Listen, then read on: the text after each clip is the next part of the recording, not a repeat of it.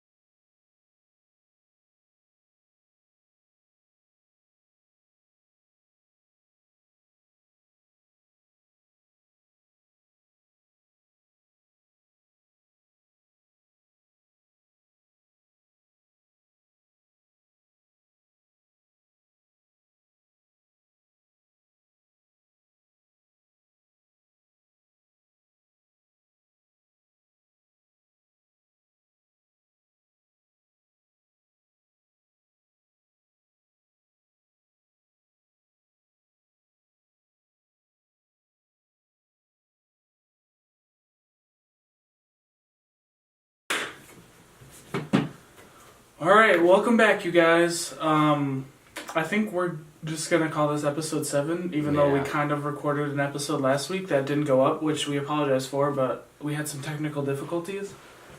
The episode, though, was pretty simple to film, and we could easily just remake it in the future with a better concept or just redoing the concept. Yeah. We don't want to spoil it, though. So today we're doing not really a set review, but we picked some of the cards that we would use, whether it's our format or just cards that we liked from the new Ravnica Allegiance set that's coming out. So, we do not have the knowledge to be doing a full set review. Jordan used to play Modern. I think you played Standard. I played Standard, yeah. But I didn't. I basically started when I was playing EDH, so I don't know much about other formats. So we're just going to talk about cards that we like. Do you want to go first? Or do you want me to? I will go, I'll go first. All right, go for it. And I'm going to get my really obvious one out of the way.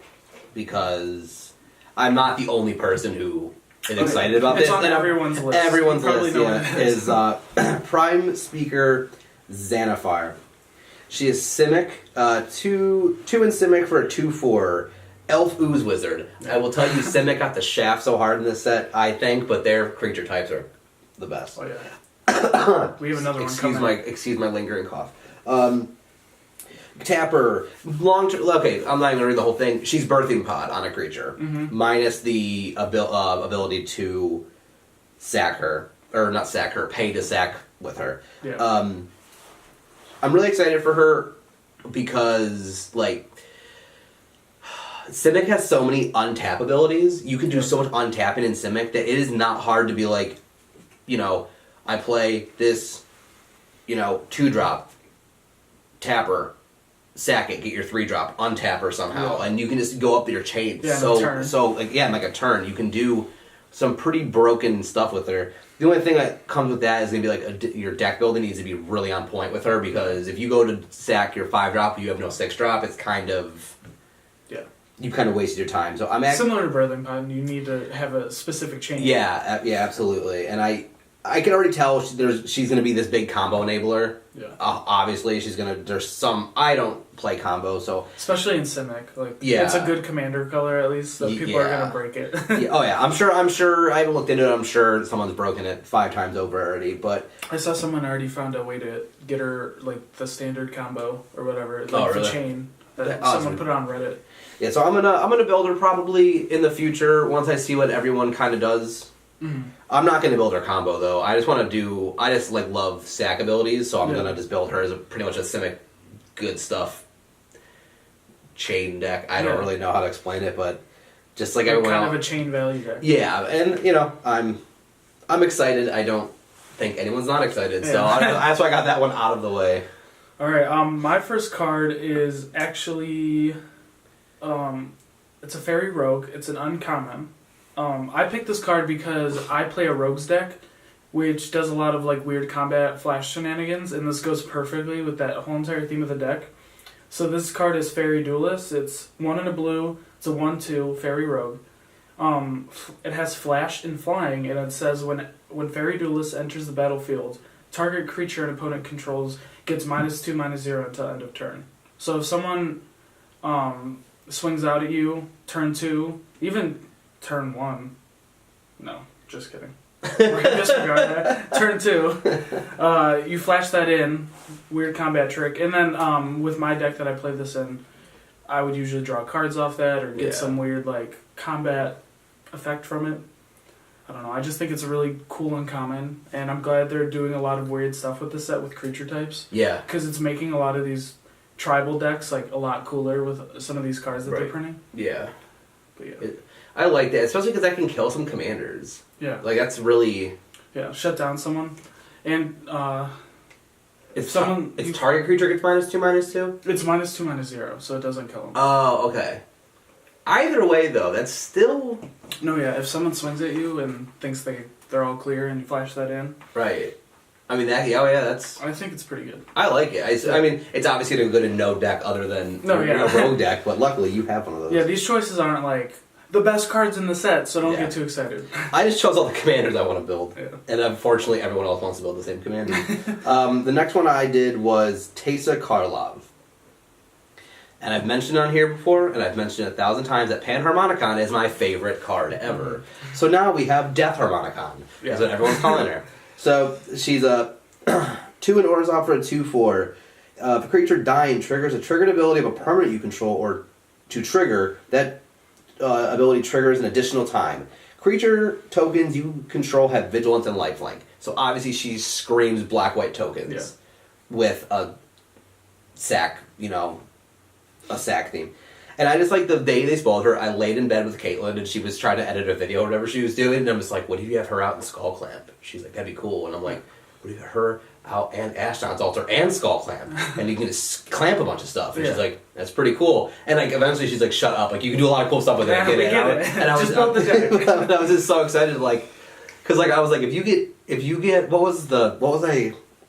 that new Afterlife ability that white has. Yeah. Or I think black might have it too. I think it's black too. But there's that one, it's Afterlife 2. Mm-hmm. So if you have Teysa out, and if you sack that creature to Ashnod's Altar, so now you've doubled the Afterlife trigger, you've doubled the mana. Mm-hmm. So now you've gotten 4 tokens, and you have 4 mana. Yeah. You could, if you have Skull Clamp off that, you can clamp each one of those creatures. Draw 4 cards. For nothing. You sack a creature and you draw 16 cards. Yeah. Because you're going to get 2 cards per creature. Yeah. It's disgusting. Or no, 4 cards per creature. 4? Yeah, because you're doubling the draft. Oh, yeah, okay, yeah. So it's like, it's just so good. And again, I think everyone's already talking about building this commander, but like, I think it shakes up Orzhov just a little bit. Mm-hmm. Enough to, because Orzhov, all it is life gain and aristocrats. That's all they've ever done. Yeah. Let alone commander, even in the 99, that's pretty good. Oh no, you like cover any other Orzhov deck. What's the Orzhov god? Well, everyone plays the Shadowborn deck. Yeah, Shadowborn Apostles. Yeah, even though that and Shadowborn, you sack. Was it 6 Shadowborn? Yeah. I don't know. A3os. A3os. Yeah. God of Passage. Yeah. So if you sack you're going to get 2 demons off of your Shadowborn Apostles. Yeah, I think that's value. Yeah, I really like Teysa. I feel like maybe I know she's gonna end up getting shut down a lot of the time because people are gonna kill her often enough, but I'm still gonna go for it. No, she's a good commander. I love her. Good card. All right, my next one. Okay, I'm gonna pick this one. Okay, this is a mono white. It's an aura. It's called Sky Tether. This is just kind of a cool trying to think of the effect. It's just kind of like a control-y effect. It shuts down a creature or a commander. It says enchant creature. Enchant creature has defender and loses flying for 1 white, which I think is pretty good. We like to play a lot in our play group, like I'm trying to think of the cards. Darksteel Mutation, things like that shut down commanders. Song of the Dryads. Big beefy things, like just you can't attack. Like, instead of removing them, it's just easier to say, hey, you can't attack anymore. And it's so much more spiteful. Yeah, because it just sits there. And I think for 1 white, that's pretty good. What is that? An uncommon? Yeah. I don't know. That's all I have to say about it's the card. good. It's, Again, I think it's going to be one of those ones that's going to get... It's definitely going to be great and sealed and limited and all that. Yeah. And it's going to be... I mean, I think for 1 mana, that's... Yeah. I mean, in white, anything will help in mono white and EDH. Or even just white in general, if it's a up-splash color. Yeah, I like it. So the next one is, for me, is Lavinia, Azorius Renegade. I picked all legendary creatures so far. I'm so unoriginal. Jordan picked all the commanders. Oddly enough, I don't want to make her a commander, though. Okay. I'm going to put her in the 99 of Wrath Capuchin. So each opponent can't cast non-creature spells with converted mana cost greater than the number of lands that player controls. So they can't cheat things in. You can't cheat stuff in. And then its other thing says, whenever an opponent casts a spell, if no mana was spent to cast it, counter that spell. Okay, I like that. I love it. A little stacksy, but at the same time... Not even. Because it's just preventing them from, like, cheating stuff in. Yeah. But it's just, it's basically like no more mana rocks, like, because you can't... Those don't count towards the mana. Oh, that's true. Yeah, so if you have 5 lands out and you use a Soul Ring to cast a 6-drop, you can't. Oh, yeah. It only hits non-creature, so it's very fair. Yeah, that's true. But at the same time, though, like, Exsanguinate, like, it shuts down to Exsanguinate, because you're gonna... If you're casting that for as many lands as you have, you're playing Exsanguinate wrong. Yeah. So, like, that shuts down Exsanguinate, that can shut down, like, a Fireball, that can... I mean, you can shut down... Any Urborg, Cabal. Yeah, any of that is really good, and then, like, now Riley's playing Atali, so now if I have that out, I flash that in, he just can't cast any of the spells that he got, because he's not paying mana for them. Yeah. So... Or even like a Zendikar Resurgent, any of those mana doublers. Yeah, all the mana doublers, all that stuff. I think it's very... I don't like her as a commander as much because... I think if anything, it just kind of helps the green player, you know? Because they're going to have more lands. Yeah, it does to a point help the green player. Depends on the group up. Right, yeah, definitely. I'm going to try her out in the 99 draft because... Well, she's going to do some work. But... Yeah, I'm very excited for her. I'm fully prepared for her not to be good, though. Mm-hmm. So I'm excited to try her, but I'm not confident she's going to be the bomb that we want her to be. No, yeah. So she's still a good support card, especially in that deck. All right, my next card is actually another mono white card. This one's an enchantment called Smothering. Is that Tithe or Tith? Tithe. I've always said Tithe, but I could be very wrong. We're not smart here. So, it's 3 and a white, and it reads, whenever an opponent draws a card, that player may pay 2 colorless mana. If that player doesn't, you create a colorless treasure artifact token that reads, sack this artifact, add 1 mana of any color. So basically, you play this in Commander, in mono white, you really need mana ramp. Yeah. And this does that, especially if you're playing like someone who's playing blue, it draws more than 1 card a turn. Well, think of we played that against Caitlin's Kydel deck. Yeah. You would ramp out faster than any green deck ever would. Yeah, exactly. You basically get a treasure for every card someone draws. And if they're paying 2 to prevent you from doing that, you're probably already losing. Like if they have that much mana to spend on that. Worst case scenario, it's still resource denial. Yeah. At its worst. Yeah, and the thing I love about Treasure is that you can use it anytime. Yeah. It's basically like floated mana that doesn't go away. Yeah. Because you can sack it at any time, instant speed. So it's super nice. Someone has a Consecrated Sphinx out. You're just getting 20 treasures. Oh, yeah. Put this in an Orzhov deck with Revel and Riches. Like, you win. Yeah. I forgot about Revel and Riches. Yeah. But even that, it's just like, even if you played that in a mono white deck that wanted to, let's say you want to ramp to Avacyn. Yeah. That's... The land text out in this. Yeah, they're great. Oh, yeah. Getting there quick. Oh, man. That's so good. Yeah, I love it. I'm waiting for that to go up in price. So I already pre-ordered it. I'm about to say, did you risk the pre-order? No, yeah, I ordered 20 cards, 20 singles from the set that I wanted, and I paid kind of a lot for it, but just to make sure that I get them. So. Yeah, me and Caitlin were on that fence last night. Doug, do we order the cards we want, or do we want them to go down in price, or hope it? I just put a limit that I was like, I'm not spending more than $30 on this. That's reasonable. Alright, next one I'm doing. Another commander. Oh, great. Alright, let's go. Judith the Scourge Diva, which is my favorite. Yeah, that's because she sounds like an old white woman. Yeah. Judith the Diva. She is 1 black-red for a 2/2. Other creatures you control get +1/+0. Whenever a non-token creature you control dies, Judith the Scourge Diva deals 1 damage to any target. So, I already know she's not as good as I want her to be, because she screams tokens, because you get +1/+0, but then her ability only hits non-token. So that kind of sucks. Yeah. But the only reason I want to play this card, and I'm probably not going to build it because this is the dumbest reason ever. I just want to throw Exograss Skeleton on her and just sack my board and be like, everyone dies to infect. Yeah. Like, that's one of the reasons. And so I don't think... I mean, she's a 2/2. She dies easily. She doesn't give herself the buff. That kind of sucks. It's just that bottom one to me. Like, I just want that to work. So I think I'm more excited for the possibility of this card than I am the card itself. If that works one time, though, it's worth it. Yeah. It's worth building it. Yeah, and like, I'm just trying to think. I don't know. I've never played Rakdos, really, so I don't know. Oh, I love Rakdos. Because again, like, everything I think of is like, how can I make a lot of stuff in Rakdos? And it's always like Goblin tokens or something. But I can't, but then again, I can't. Like a Perforos? Yeah, but I can't do that. So it's very weird. I don't know. I think someone's going to build something cool with Yeah, and I really think that when I see how it's supposed to work, I'll have a better idea of how I should be building it. But right now, I have it on that, like, this could work, but I'm not sure how to make it work yet. I think I'm more excited to build. I probably might even just build a deck list and just be like, all right. Like, I'm not even going to build it necessarily. Yeah, and just to see what happens. But yeah, I don't have a ton to say about it. I'm on the fence, but I am excited for the possibilities. All right, my next card.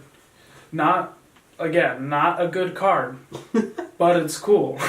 All right, this card saw a lot of people were talking about it on Reddit. Yes, Sphinx of the Guild Pack. It's a 5/5 for 7. It's an artifact creature Sphinx. Sphinx of the Guild Pack is all colors, flying, hexproof from monocolored. So basically, it's CMC's colorless, so normally if it was all colors, it would have one of the colors. But this basically means, like, if you're not playing a 5-color deck, you can't put him in your 99.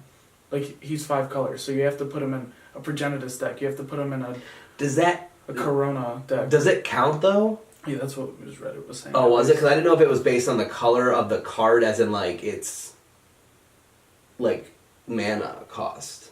What do you mean? Like, I thought, I never really thought about it because I never had this situation come up, but, like, I thought because it's colorless mana, it's colorless. Oh, yeah. Well, but that's normally what it is, but since they put the text there, that overrides it. That's super... That it's all colors. It's very bizarre. Yeah, so you have to put that in a 5-color deck. And usually if you're playing 5 colors, you don't have room to put things like this in it. Yeah. You usually already have a 99 that's pretty specific. Right. But I just think it's a cool card. Hexproof from monocolored, like... monocolored spells can't touch it. I think outside of our format, it's pretty cool. It's better. Yeah.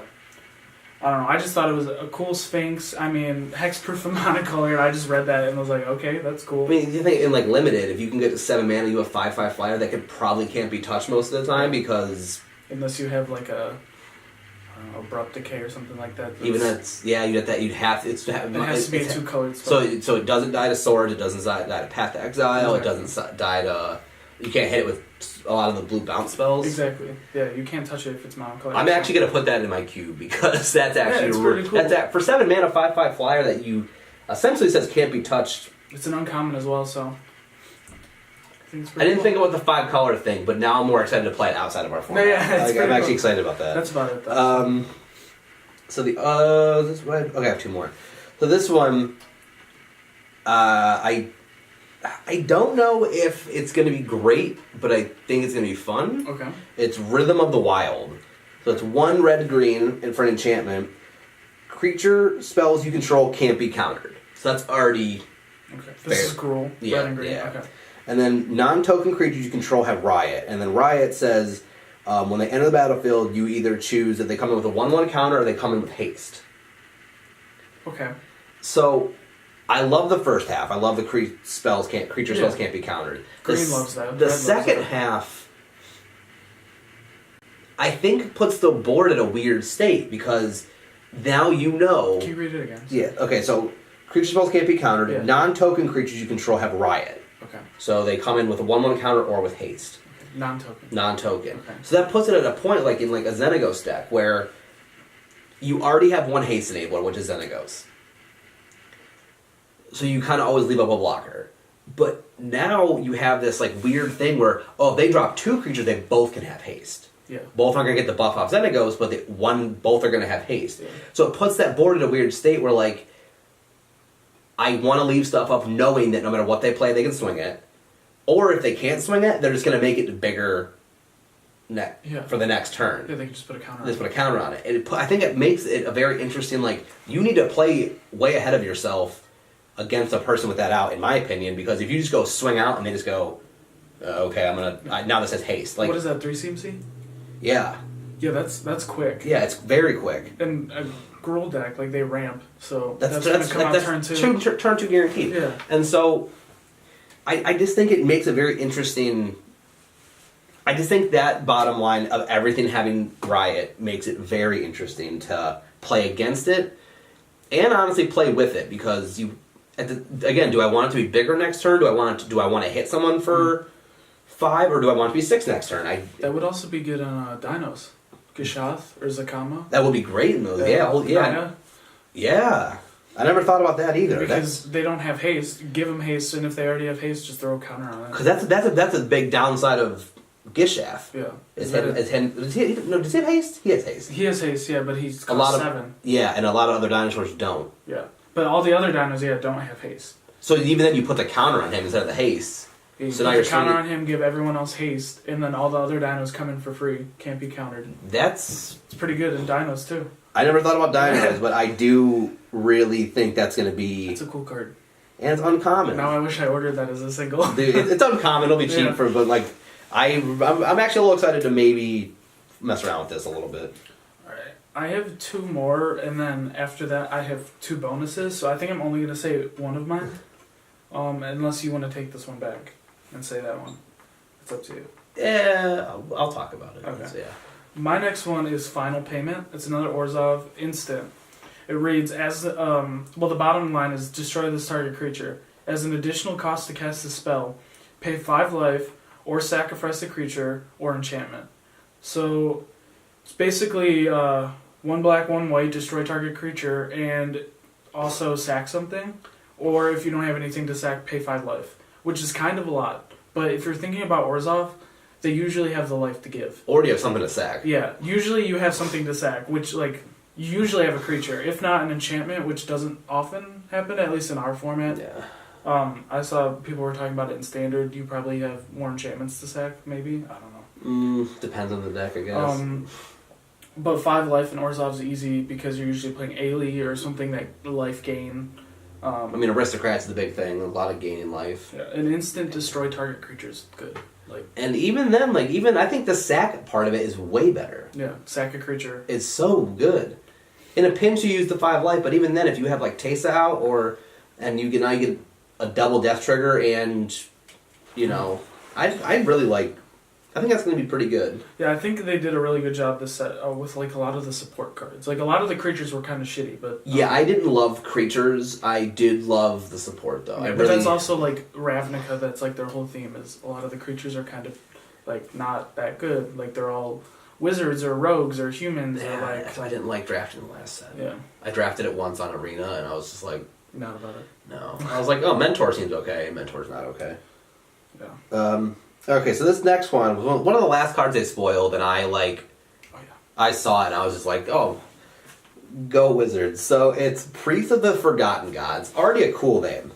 Yeah. One in the black for a 1/2 human cleric. You can tap her, sacrifice 2 other creatures. Any number of target players each lose 2 life, and sacrifice a creature. Add 2 black mana to your mana pool, and draw a card. So... sack 2 tokens, at best. Everyone's losing 2. What's that enchantment? Is it Exquisite Blood or whatever one? And whenever players lose life, you gain that much life? Exquisite Bond, I think. Well, yeah, it's Exquisite Bond. Or yeah. Sanguine Blood. One of those 2, yeah. So now you have that out with it. I know I'm speaking like, if you... perfect scenario. But even then, so now you're gaining 6 life, if you have that out. Everyone sacks a creature, which in some decks is crippling to make them sack. Add 2 black mana. Sure. Even if you have nothing to do with it, it's 2 black mana. And draw a card. Mm-hmm. That's a lot of value. That's a lot of things you get. And if you think about it, people play cards that just read everyone sacks a creature. Everything else on that card is a bonus. Yeah. Like, you get, what is it? A card, 2 black mana, you gain a bunch of life and everyone else loses life and sacks a creature. Like, that's pretty good. And then even then, like, if you want to be really oppressive with this, play like a Dictative Erebos or a Grave Betrayal or whatever it is. So now you sack your 2 creatures. So now you put that on the stack, and everyone's sacking 2 creatures because of Dictative Erebos. Yeah. Then they're sacking another creature because of this card. And this is Salt the Wound. Now they're losing life. I'm getting mana and I'm drawing a card. Play that with Taste and double that. Yeah. And in black, you can reuse that like a bitch. Yeah. Wait, is it 2 other creatures? Two other, yeah. If you could sack itself. Oh, that'd be disgusting. But 2 other creatures, even then, again, you're playing Orzhov. You probably have tokens. Yeah. You have stuff that wants to die anyway. Even in mono black, like, you have stuff that wants to die. Oh yeah, you have either zombie tokens or you just want stuff in the graveyard. Yeah. It's pretty good. I'm a little. What's the creature type? Human cleric. Human cleric. Okay. I was thinking they put vampire on it. Game over. Game Game over. No, they couldn't because the Markov would be way more broken than it was. I am really excited for her. Mm-hmm. I might pre-order her because I'm a little curious where the price is going to go. Because I always have that mindset of like someone's going to find a way to break this in standard, and then I'm going to pay $20 for it. Like that Carnage Tyrant right now is $20. $20, yeah. And so she might be the card I'm most excited for. Really? Yes. The most? Yeah. If we're talking outside of a commander of something I just want to throw in the 99 of a deck, 1,000% it might be Priest of the Forgotten Gods. All right. Sorry about technical difficulties. So Jordan has one more card he's going to talk about, but before that, I have 2 bonus cards, and they're not really good, nor would I play them. But they're like, I don't know. I just like the flavor text on one. The one's bad. It's a bad card. The next one. Yeah. But right now we're talking about, it's a Concordia Pegasus. It's a 1/3 flyer, costs 1 and a white. Not even that bad. Like a 1/3 for 2, and it flies. Doesn't have any special text. It's a Pegasus, obviously. The thing that I like about it is its flavor text, and it says, "What makes a frog lizard any worse than a bird horse? Prejudice against the Simic. That's what. It's unfair." I just thought it was funny because like it just shows that like they actually have lore and like a society on the plains, and it's just like funny because especially right now in the times with racism and all this stuff, and it's such a good social commentary. It's a good social commentary and like in a not so in your face way. Yeah, they threw a joke about it and just made it fun and lighthearted. And a frog lizard, I don't know, that's just funny. I like that. The last one I am talking about is Law Mage's Binding. Mm-hmm. 1 white blue for or enchantment with flash. Enchant creature. Enchanted creature can't attack, block, and its activated abilities can't be activated. So. Broken. Not broken, but so super good. So, A, pauper legal. You're right. That's common. That's awesome. Second. It's going to be cheap. Maybe. Is I already play a blue-white flash deck. Yeah. Which is heavily based on control. I'm putting in there no questions. Because there are times this card is going to be can't attack, block is already good. Can't activate abilities? Yeah, that's the part I like. That me too. Like slap that on like a Kydel or what's another commander with like a good activated ability? Or that new one, what's her nuts? The Birthing Pen? Yeah, Prime Speaker Xanathar. Yeah. Slap that on him, good. You're good to go. Yeah, because I mean can't attack or block, pacifism already exists, like 1 white, but it's like activated abilities and the flash. Like that's amazing. Flash it in as soon as they cast their commander. Right, so good. I love it. I absolutely love this card. Azor would love that. Control-y decks would love that. Yeah. 5-color decks would love that. Yeah, I love it. Like it's like I hate that some bulk comment out of the set is like my favorite. I'm surprised it's a common. Me too. I thought it'd be uncommon. At least question. uncommon. Yeah, but common, sure. Let it be pauper legal. That's great. Yeah, super good. All right. The very last card we have, another kind of trolley card. I'm sure you've seen this card. Everyone was talking about it on Reddit, Facebook. I saw it everywhere. Yeah. Scuttlegator. It's creature type. Why I picked it. Crab, turtle, crocodile. All right. I don't know. I guess you can make like a sea swamp tribal deck. I don't know. Something. It's Simic, so that already kind of limits it. It has Defender. It's a 6/6, and it costs 6. So a 6/6 for 6 with Defender. Which is just the worst value in the world. It's not good. It's so bad. But it also has Adapt 3, which is if this creature has no 1/1 counters, put 3 1/1 counters on it for 8 mana. What? It's so bad. It's not good and sealed. It's not good anywhere. So, to break that down, you're paying 8 plus 6, 14 mana 14 for a 9/9 with Defender. Loses Defender, though, when you get the... That's true. So, still, you're paying 14 mana for a 9/9 with no evasion. Yikes. Most of the walls cost like 1 and they're like 0/8. Yep. So like that's already better than this. But I just thought it was funny. It's a crab turtle crocodile. The art's kind of cool. Wasn't the flavor text pretty There's good? no flavor text on it. Oh, is that not that fit. one? Okay. Oh, that's right. I don't know. I just overall as a set they were creative. You could see they had fun making the set. You could tell reading the flavor art the flavor text, looking at the card art and the card names. They had fun making this. Yeah. It's one of those, it's kind of like, it's Yargle. It's so stupid that I like, if I pull one, I'm going to like keep it like on my shelf or something just because it's so dumb. Like, and I like when you can look at a set and tell that the design team like also had fun making it. And it wasn't just a set that they pushed out just to please people. You know? And again, not every card can be amazing. That's why they because in draft, like if every card was perfect, then drafting would be a lot easier. But I love him for what he is and hate him as a card. So let us know what you guys think would be cards that stand out to you in the set, cards you're looking forward to playing to, cards you think we missed. Yeah, but I'm sure there's plenty we overlook that are really good. Or cards we picked that you think are awful and that we're awful people for choosing, which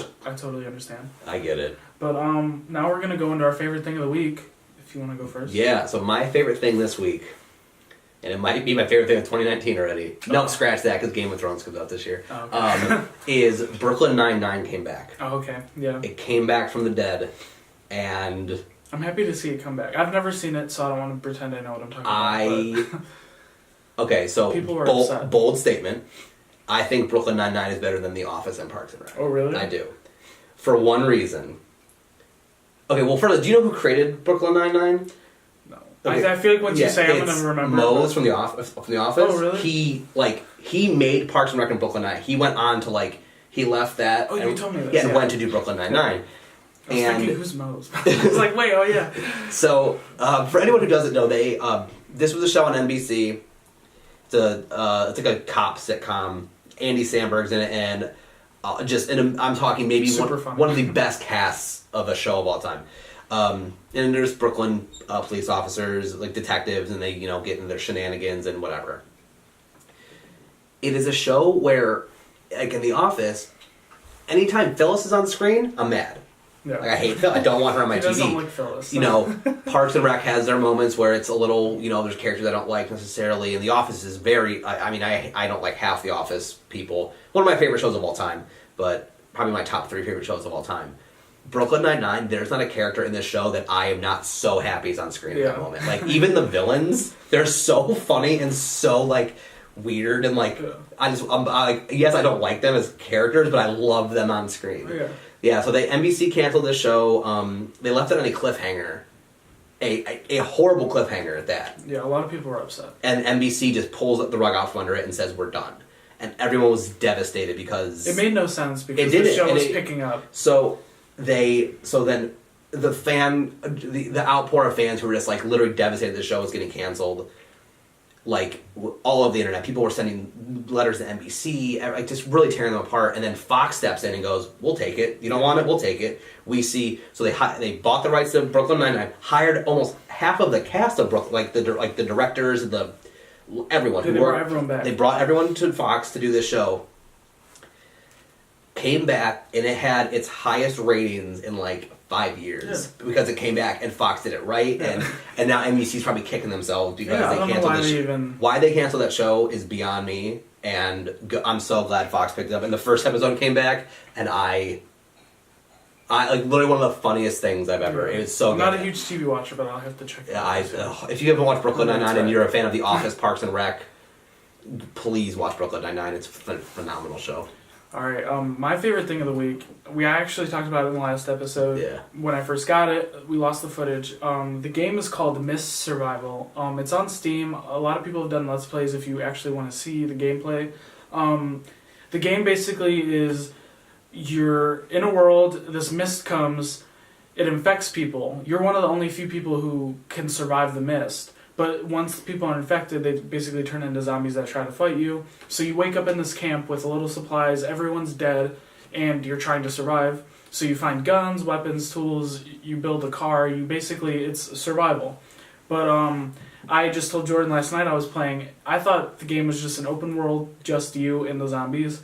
I found like AI outside of my house with guns and torches trying to kill me. Like I found a lady locked in a closet who I was able to rescue and bring home to my camp. Her name's Rachel. Very nice woman. So she's a nurse. We stand Rachel. It's just a cool game, and I think I paid $9 when I bought it 2 weeks ago on Steam because it's still in beta. I think that's such a cheap price for a game that gives you so much content, and they're still updating it. So like the game's not even over yet. They still have I think it's set to come out this year. I'd say go pick it up now before it gets expensive when it's finished. Tonight, yeah, so. And it's one of those games that doesn't bog down your PC. I play it on the lowest graphics settings, and it still looks great, and it's not slow. Well, the graphics didn't look overly impressive, but they definitely weren't. I'm not a graphic junkie in any way. I don't care what the game looks like. So. Yeah, but it wasn't like top tier graphics, but it definitely wasn't in any way bad. Oh no! There's certain things the cars look so realistic and stuff, but then if you go up to a tree, they start literally just pixels. But it looks decent. It looks like a tree. Then again, it's in beta, so they're gonna fix it and make it look nice. So. It's still in beta, so a lot of the bugs are still being worked out. But it's a cool game. Recommend you guys all to check it out. That's about it. And we'll be back next week with. I don't even know if we know what we're doing next week. We have a bunch of ideas. It'll be a surprise. We do. So right, bye guys. Bye.